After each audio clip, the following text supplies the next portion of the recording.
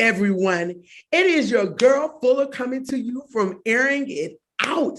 And I have a special treat for you guys today. This week on Airing It Out, we have a young lady named Alana. And Alana is a healing emotional trauma counselor, therapist, coach. Y'all know me. Y'all, this is the Airing It Out nation. Y'all know what it is.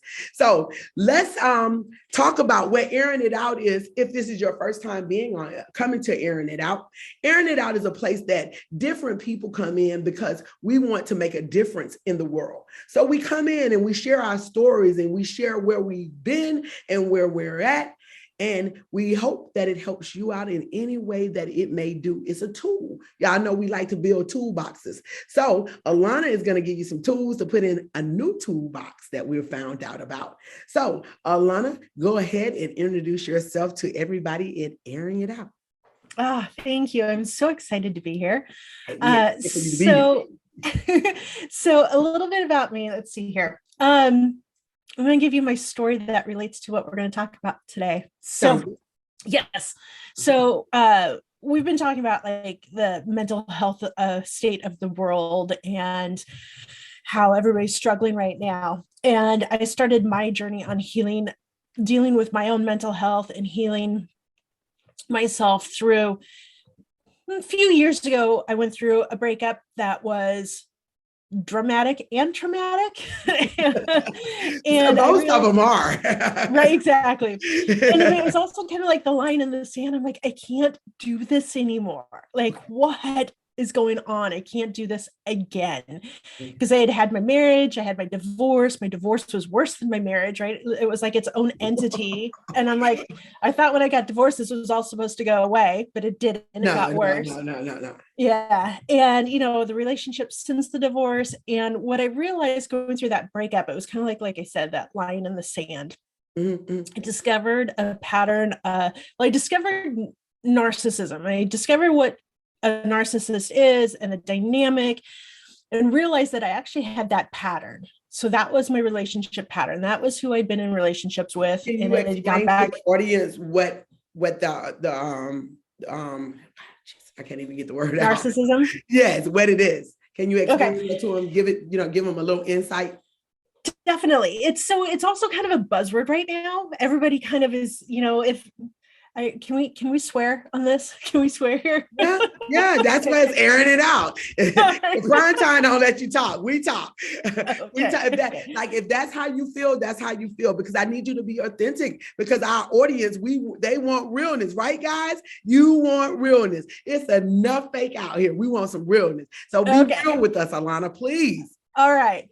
So there's like narcissism has been, or narcissistic, kind of all of them, has been kind of turned into a buzzword, right? So anybody who's an asshole is labeled as a narcissist. Not true. Okay. I kind of have this saying that, not every asshole is a narcissist, but every narcissist is an asshole. Mm-hmm. So it's a narcissism. Technically, there is a narcissistic personality disorder. It's a cluster B. It has to be diagnosed, but good luck with that because that's not happening. So what it is they lack empathy. They do not have empathy. Okay. Right. People know them as very egotistical. They're also charming and charismatic. And underneath it, and they don't show this to everybody, but underneath it there's a lot of lying, deceit, manipulation, gaslighting.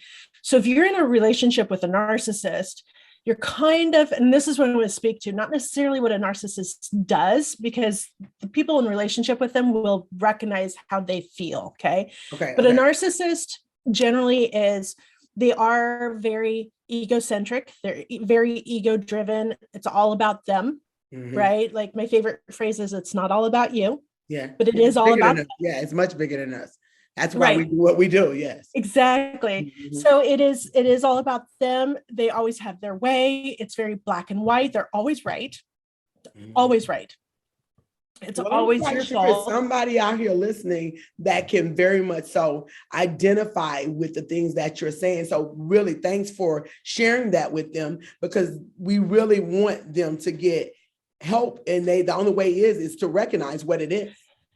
It is. And it takes, it takes a while because I hadn't heard that phrase for a long time, but I always push back against it because, I don't want to label anybody. And here's the thing. And it was kind of more of it wasn't a healthy, I don't want to label people, because I still don't want to label people. And yet sometimes the label helps us put a framework around it with which how we interact with people.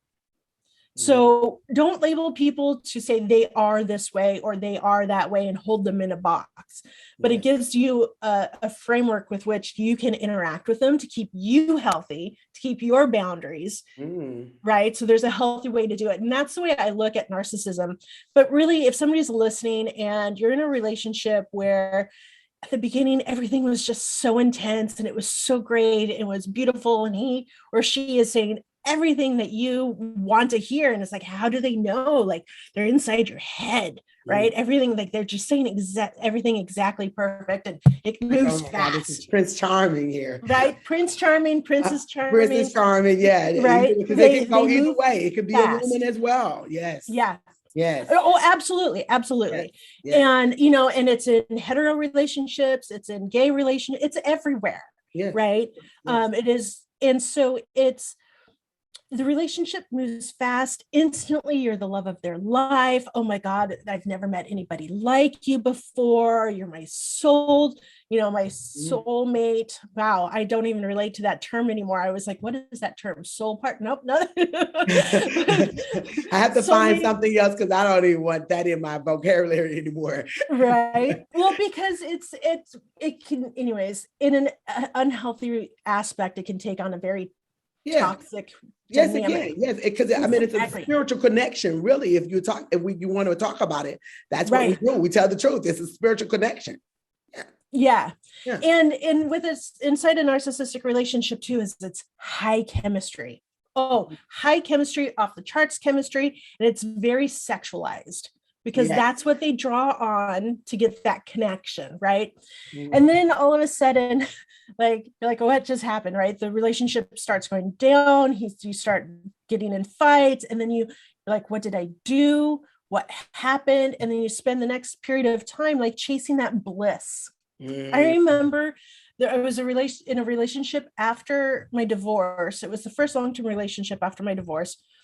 First year was bliss. And I remember referring to it as bliss. Okay. And I spent the next 2 years trying to get that back because it was pure hell for the next 2 years. But I kept trying to get back to that bliss. And it wasn't until after I started learning, discovered narcissism, what it really is, narcissistic behavior, and how that impacted me, right?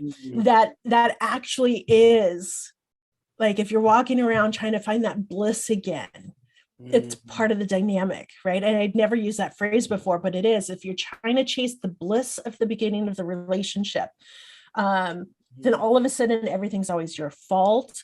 No, I didn't say that. Oh, you're overreacting. You're so emotional. Stop being so sensitive. You're crazy, right? If you're walking on eggshells, trying to, monitor the mood, if you're walking on eggshells, period, that's a warning sign, right?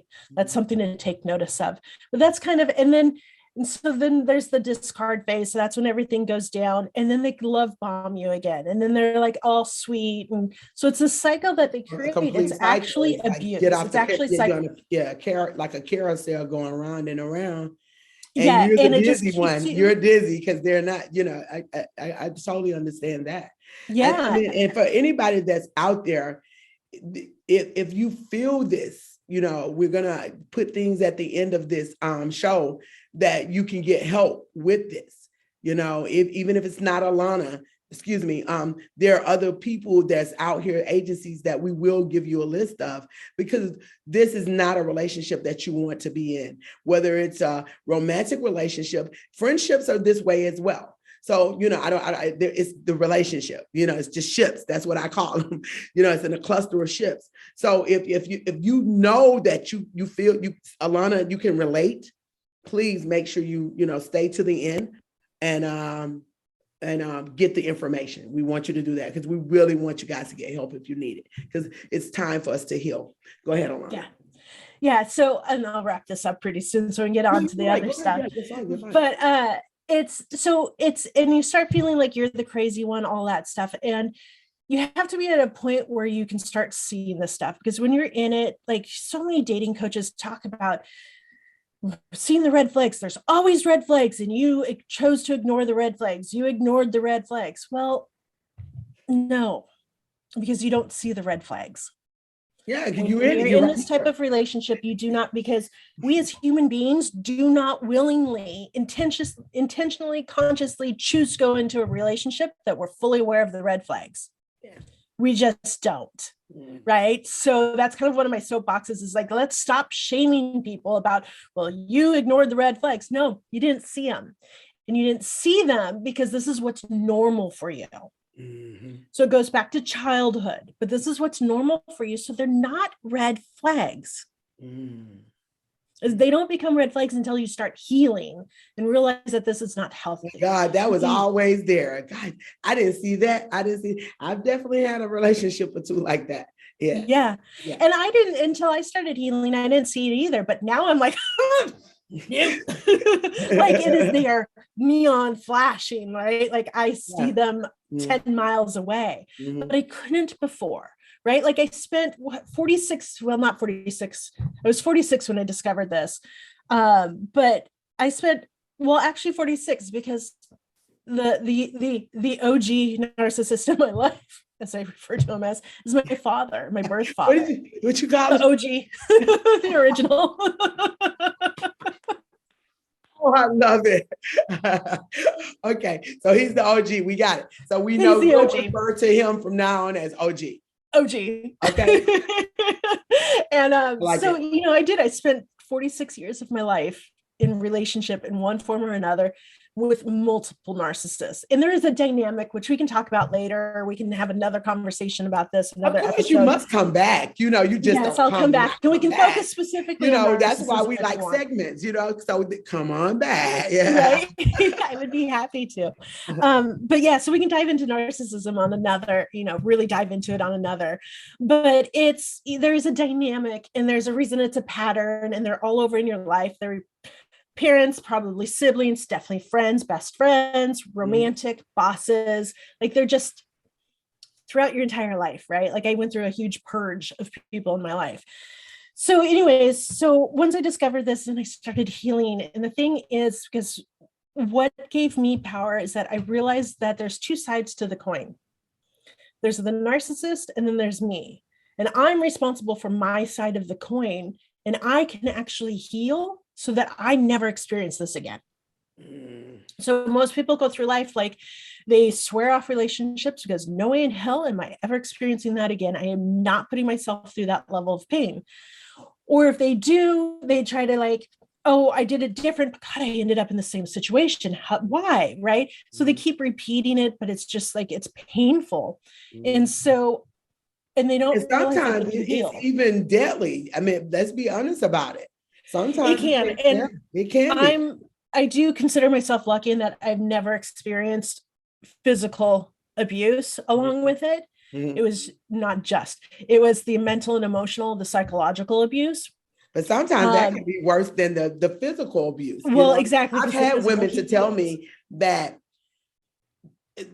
sometimes they would have rather it to be physical because they could have healed the bruise. But I tell people, I just did a show about words. You have to be careful about your words because as you know, words hurt, they hurt. And she said that was always there, that it played, And if you ask, generally, or I want to say generally, not most, right? Because I've not talked to most, but what I have heard is that I'm going to say women because that's who I generally talk to, but I'm going to assert this is the same for men, right? Yes, yeah. Is that it's the emotional abuse was worse than the physical ever was, because the physical heals. And people see the physical and they respond to the physical. Like in our society, if we see somebody, we know how to respond to physical abuse. We know how to respond to domestic abuse, but we tend to forget that along with that goes the emotional abuse, and that is so much more damaging, but it's also invisible. Yes. right? And because I know with me, it's like there was a point in my healing, I got pissed. I was so angry because I realized how much I was speaking the mental and emotional and psychological abuse to people around me, but nobody heard me. Nobody understood what was going on. And it was always kind of twisted back around on me. Unintentional gaslighting is really a thing, right? And so I was angry because I knew I was speaking it, but nobody heard it. Nobody understood it. And so and 9 times out of 10, to me, that's what happens when it comes to the mental side of us or the emotional side of us. But if I'd been talking about physical abuse, domestic violence, they would have. Right. Right. So I'm out to change that. So through my own journey, I have taken on learning everything I can about narcissism, narcissistic abuse, trauma. So I really focus on the trauma because it really is trauma. Like there's cognitive damage, there's actual brain damage that comes along with narcissistic abuse. Any mental, emotional, psychological abuse leaves actual brain damage. Right. And then the effect that it has in our bodies. And so I really focus on helping people heal from the trauma. And trauma, we also have a very big misunderstanding in our society about what trauma is. Trauma is not the event. Trauma is our response to it. You can put two people in the same car accident, and they will have two very different responses to it. One person can go, well, that kind of sucked, and now I have to go to my chiropractor and, whiplash or whatever, right? But they're okay. And the other person can be completely spinning, right? It totally threw them out of whack. They're emotional, they're reacting, but it was the same car accident. So the trauma is not the event, it's how we respond to it. Yeah. So trauma can also be just stress. What we call stress is trauma, because if we weren't reacting to it, it wouldn't be stress. Well, I can agree with that because stress has been a trauma for me before. Right. So if we replace the word trauma with the word stress, think about it in the medical sense, how much we talk about how damaging stress is on our bodies. Yes, it's one of the number one killers. Yes. Right. Yes. Trauma. So, and then, and I focus on emotional trauma. Okay. And stuff that happened to us in our childhood. And it doesn't have to be outright blatant abuse. It could just be simply as a 2-year-old, you were told no, or as a 5-year-old, you were told you can't do something. And whatever got implanted in your mind as what that meant about you as a child, that now is a belief and now runs everything through your adulthood. So that's what I focus on, is helping people heal that stuff so that they're free from, because we develop these coping mechanisms, protective parts. Because as children, when we experience that inner wound, that core belief, and there's 4 core beliefs. I'm kind of on a tangent all over the place, but it's I'm not good enough, I'm unlovable, I'm not worthy, and I'm not important. Those are the 4 core wounds that we as human beings experience in childhood. And then that belief about ourselves, right? Like mine is I'm not good enough, but I also have that I'm unlovable. But when I drill it down for myself, that I'm unlovable is actually I'm not good enough, because if I was good enough, then I'd be lovable. And that has driven everything I do, think, speak, don't speak, everything my entire life, until I started healing it and pulling away those behaviors and those beliefs and those actions to get freedom from it, so it no longer rules my life. Right. And start healing it. Yes. So that's my journey. And with the pandemic that we have going on, right? I mean, it's just we were struggling before as a society, as a culture, and we, if we were just to talk about the US specifically, but it's everywhere. Yeah. But really looking at our nation, we've been struggling for years and years and years. And this pandemic has just exasperated it, because it's just triggered all of our trauma responses, right? All of our, it's the we're forced isolation. forced, the forced isolation is the biggest piece of it, but it triggers all of the I'm not good enough, the I'm not lovable, the we're not interacting, we don't have physical touch anymore. Right. All of these things that we need for connection and safety and security, we don't have. Mm-hmm. So, and that's why this is so important, that we have these conversations so that we can be able to get people in places that they can start to heal. Because in order for us to stop, slow it down, or do anything, we all do need to heal. I think it's a lot of us running around here. I'm not gonna say most of the globe is. We're angry, we're hurt, like you were saying. And now, instead of holding it in, a lot of people are lashing out. And not to even getting to the loss that people have incurred. Some people lost their whole families doing this. Yeah. So we definitely need more young people like you to come out and step into their purpose, and use their pain to help other people heal. Because it's always been said to me, and I'm quite sure you all have heard this, is that you don't save yourself for you. You save yourself for somebody else. So I think it's very important that we all dive into information when we get information like this and utilize it. Don't just hear this. If it's happening, I need you guys to utilize it, because we're all hurting. You guys know I tell you that all the time. Don't be afraid to tell somebody that you're hurting, because we're all hurting. And those that they come and tell you that they're hurting, I need y'all to listen that they're hurting. They're hurting and they need help, especially our young generation. Our young generation this is our future, you guys. A lot of pain. Yeah. And it's pain they really don't know how to deal with. Because no. I mean, I don't know you, I'm 50, but I couldn't fathom the loss that some of these young people have incurred. Now, I couldn't even fathom dealing with that. When I got to be an adult, the loss that I incurred, it sent my life into a whirlspin, you know what I'm saying? Which, you guys know I don't mind talking to you guys about that. I'm transparent. So I can't imagine where their lives are now, I really can't imagine. So I'm glad, Alana, that you're not afraid to share your experiences, because we got young girls that were in the very same situation that you were in. Young boys too. I don't want y'all to think that I'm being young people. I'm not. Yeah, every person out there, if you are going through it, whatever your gender is, know that if you recognize it. Yes. This is a human thing, not a gender thing. Yeah. And it's not a color thing, because please, you guys, don't get into that. It's not. And I can speak of this myself. I think people of color are more afraid to talk about things. And that's a whole nother conversation, but I do.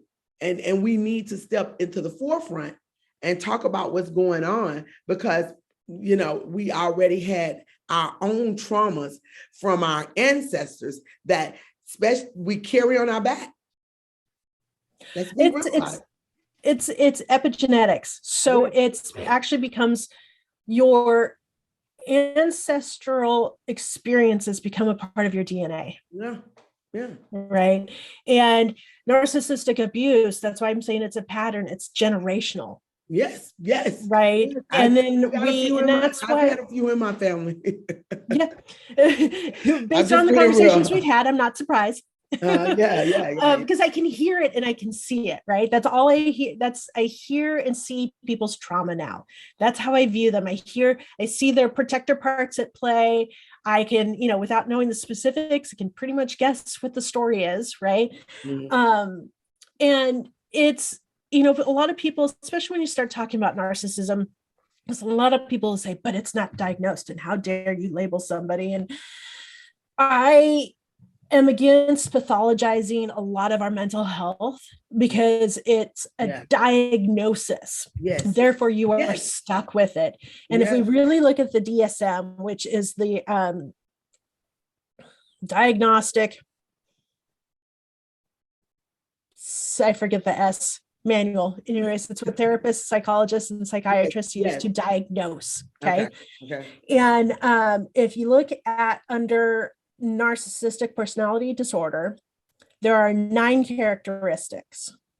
And unless they fall within those 9 characteristics, they're not labeled as a narcissist. Well, here's the thing. Here's the catch-22 is it is never the narcissist's fault. And this is just the dynamic of how their brain works.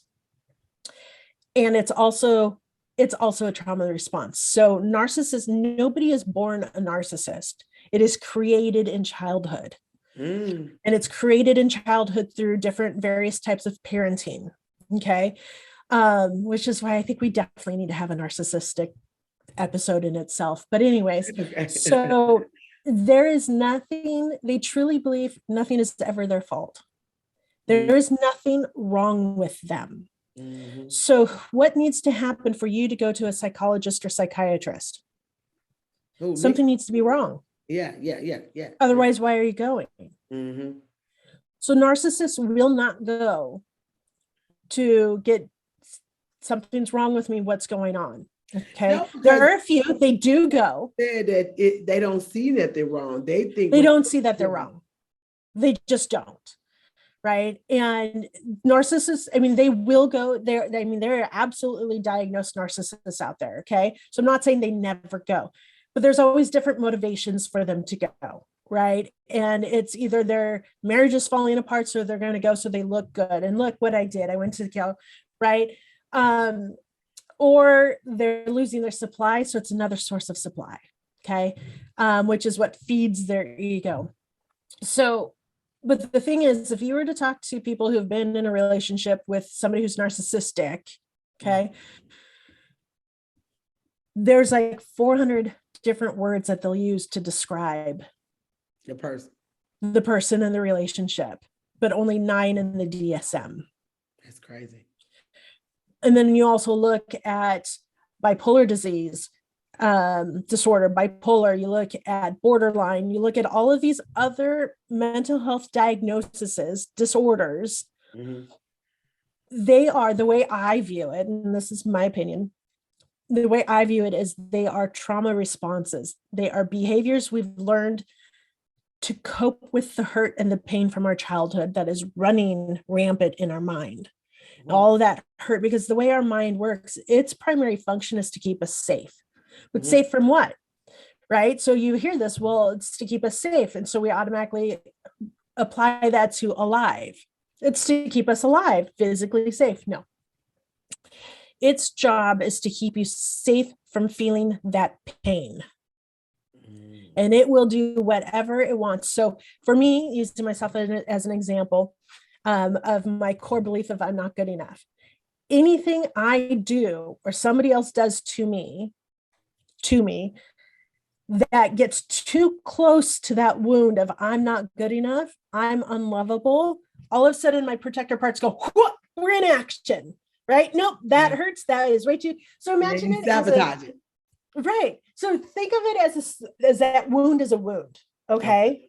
And it's lightly scabbed over so that it's not bleeding, but it's not healed, but it's not bleeding. But anything that happens, and think about it inside of a relationship, a narcissistic relationship, where, it's the gaslighting, it's the manipulation, it's the lying, it's the cheating, it's the deceiving, right? And then it's all placed on me because it's all my fault. I wouldn't do this if it wasn't for you. Exactly. Yeah. I wouldn't be doing this if it wasn't for you. You made me do this. Yeah. Oh, rip that scab off. Now I am gushing blood. I am not good enough. We went straight to the heart of that I'm not good enough wound. Pull that scab off. Now I'm bleeding. Now it's a 4-alarm fire. Right. And so the protector parts rush in. They're called firefighter protector parts. And to do anything and everything to deflect us from that pain. drinking, gambling, promiscuity, addictions, cutting, self-harm, um, physical. We've got all of these mystery autoimmune diseases, right? Rheumatoid arthritis, fibromyalgia will have a flare up, right? IBS will have a flare up. So physical pain, right? We'll throw in an illness because that'll focus our attention over to our physical pain and away from that scab that just got ripped off. Right. And then there's the manager parts where we procrastinate, where we can't do anything unless it is until it is perfect. Perfectionism. But in perfectionism is also like, I need to be the good girl. I need to be the good girl so that I can get love and attention, because that's the only time I ever received love and attention as a child, is by being perfect. The perfect, good little girl. Okay. There's all of that, right? The hypervigilance, can't sit down. Who do you know who can't sit still? They have to be doing something all the time because they can't sit and be quiet with their thoughts and their emotions. Yeah. Right. So we've got all of that going on. And if you think about it, it is all response, all of those traits and factors and behaviors all tie into some form or another of the mental health disorder diagnosis. But it's just an extreme version of protecting ourselves from that wound that just got ripped off. Well, right, a lot, I know. No. It's very, informative. I mean, I'm quite sure everybody out there, I hope you guys been taking notes, because you're supposed to come with your pen and your paper. I hope y'all been taking notes, because you're giving out great information that I think all of us, you hit me, I'm a busybody, so it makes me think about me. And that's what we need to do, because it starts with us. We have to heal us first before we can do anything else with anybody else.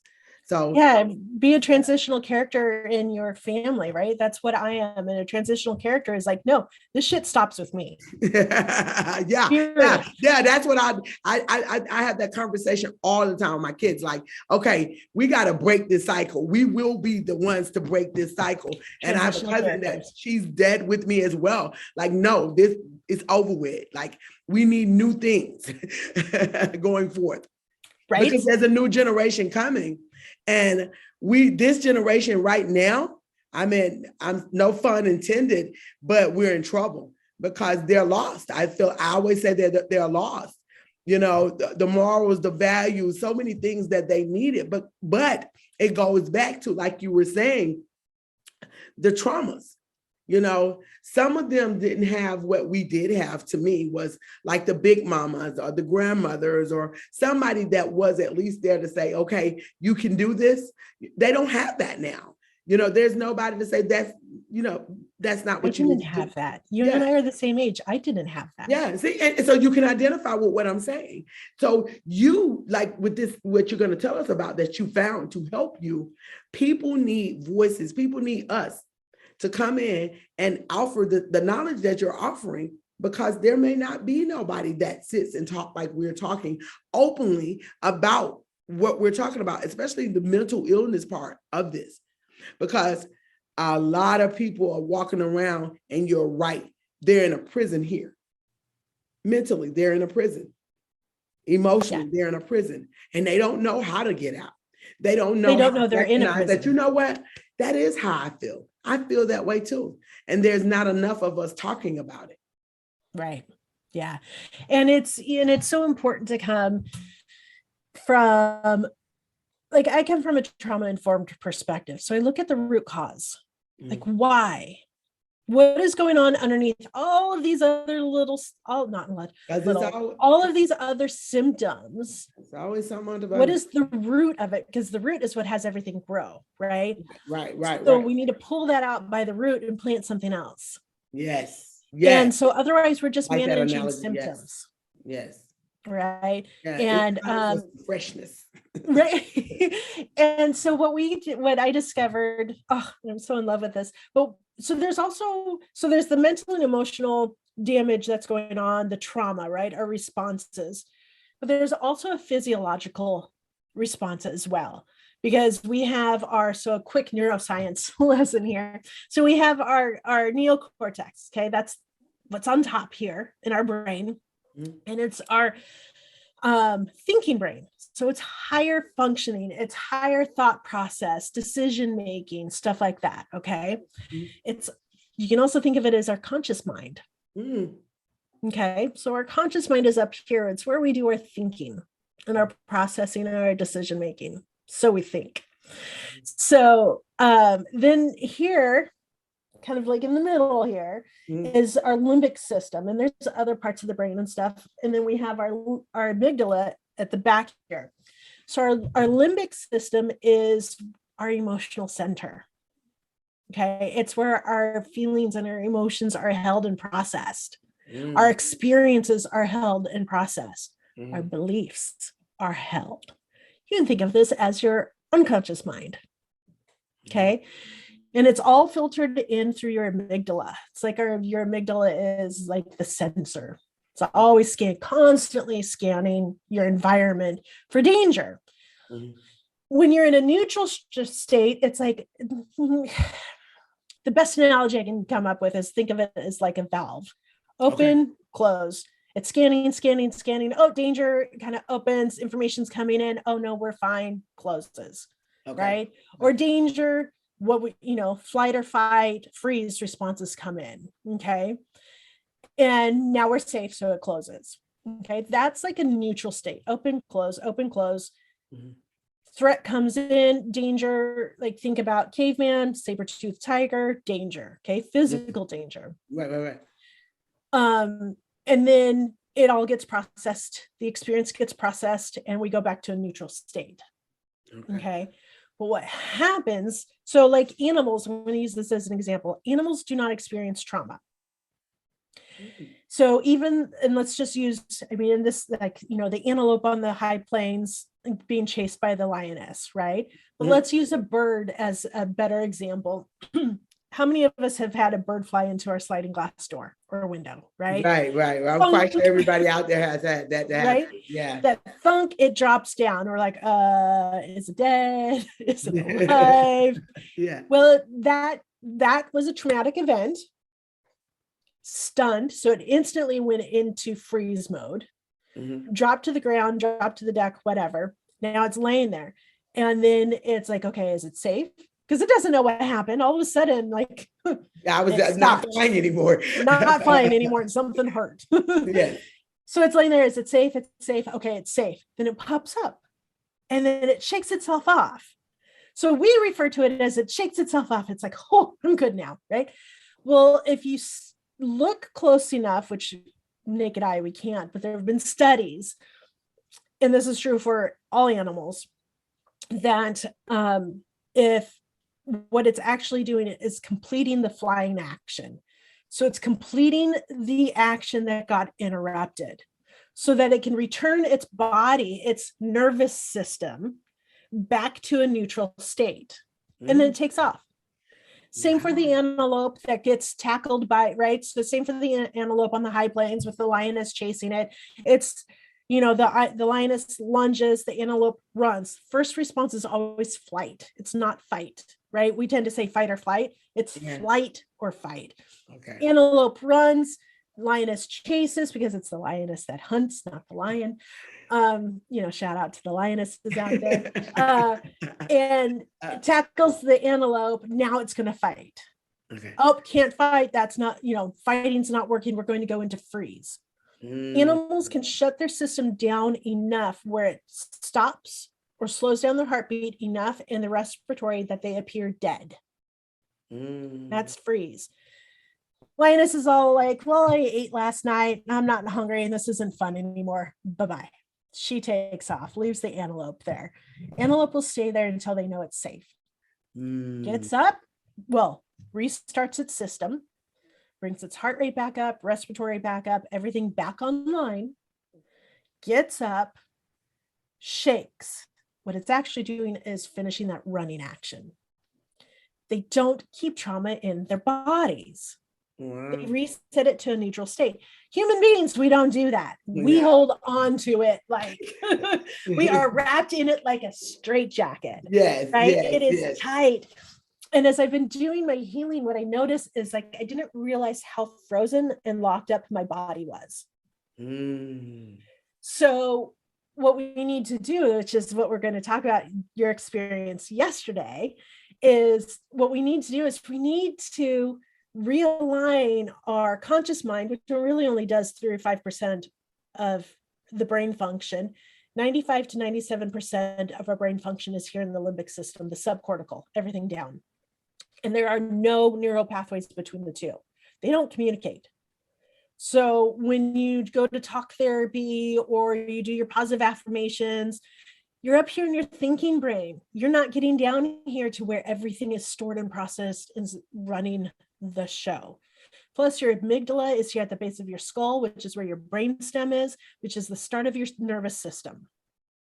And there's a whole lot of talk about polyvagal right now, which is a major nerve system, right? Runs the show for your entire body.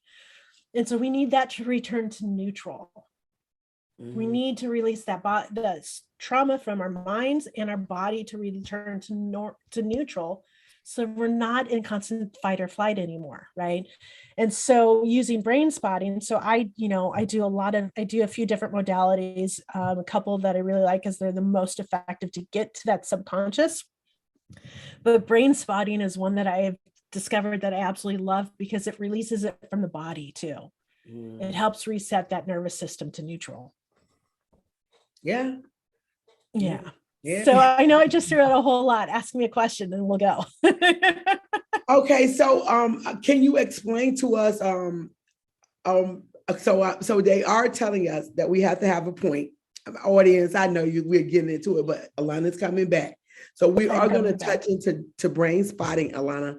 And after that, make sure you give me the thought for our viewers. But I don't cut it. Don't sugarcoat it. Give it to us. I won't. So I wanted you to explain to them a little bit about brain spotting. Like, what is it? Yeah. So the reason for that whole soapbox that I just went through is that you can imagine each event, traumatic event, and again, remember that the trauma is our response to it. Think of it as it gets encapsulated in a bubble or like a capsule, okay? And it actually stays in our brain.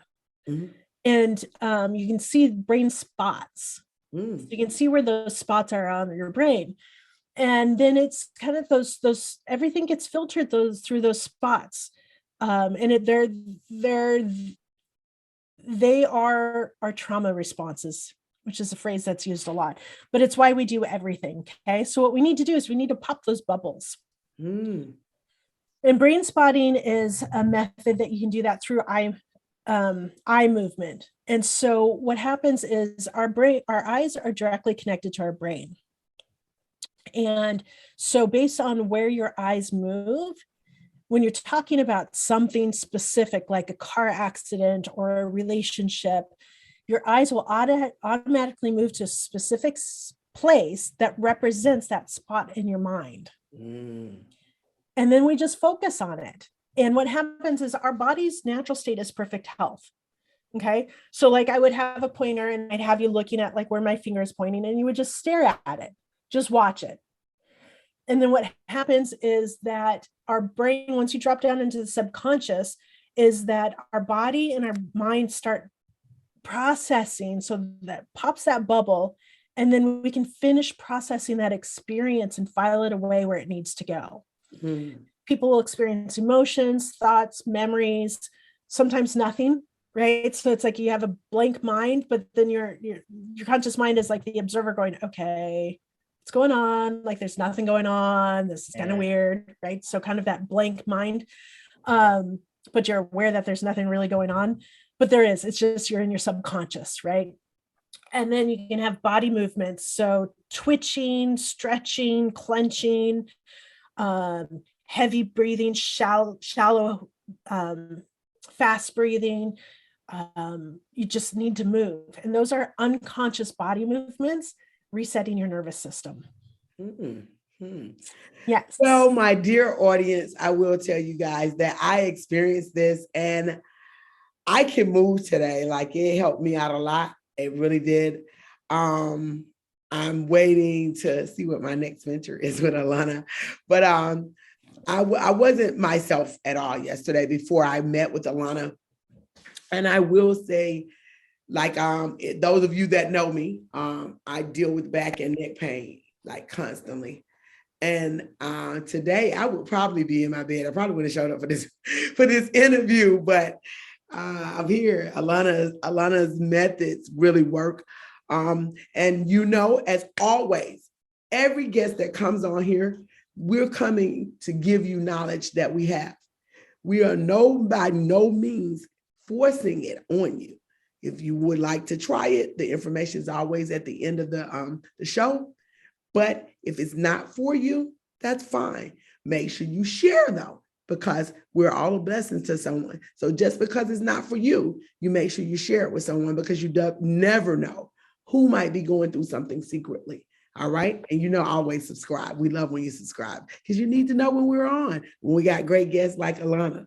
So Alana, now that we did talk a little bit about the brain spotting, and I share, that I did an event with you, we want to know, will you come back? Absolutely. All right. So we want you to come back. And can you just give us a little brief, summary of what we'll learn on this next journey with you? Well, I guess I want to leave that to your viewers. What do they want to know? Because I can come and talk about so much and go so many different routes, right? Like I can talk about the narcissism specifically. I can talk about, well, great, thanks for all the information, but now what? Yeah. Right. And it is a now what? And that's the biggest thing that I hear from people is, specifically with the narcissism is like, great, now I know what a narcissist is. I recognize I was in a relationship with one. Now what? Okay, yeah. Great. I've got these coping mechanisms. Okay, I can see where my protector parts are at play. Well, now what? Mm-hmm. That's where we get into the healing. And that really is, yes, you can learn information through, YouTube, social media.